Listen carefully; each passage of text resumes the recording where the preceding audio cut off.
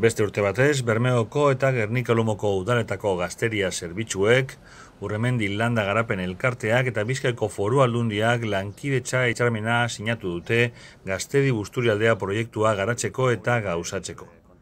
Helburua lankidetzarako esparrua esartzea da Busturialdeko udalerrietan gazteriaren arloko politika integrala esarriz, sustatuz eta garatuz. Gazteriaren arloko Bizkaia Gazteak estrategiarekin bat etorriz. Zentzu honetan, Gaztedi Busturialdea proiektuak biltzen dituen herrietan erroldatutako gazteek enpresak sortu eta hauek sendotzeko diru laguntzak eskatzeko epea zabaldu da. Eskaerak 2022ko uztailaren 15 egin ahal izango dira. Planaren zuzkidura ekonomikoa 21.080 eurokoa da eta onuradunak 35 urtetik beherako gazteak izango dira 2001an enpresa bat sortu dutenak eta Gaztedi Busturialdea proiektuaren parte diren udalerrietan erroldatuta daudenak.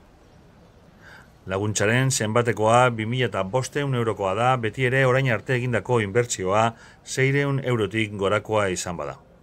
Diru laguntza hauek enpresak sortzeko eta sendotzeko beste laguntza batzuekin bateragarriak dira.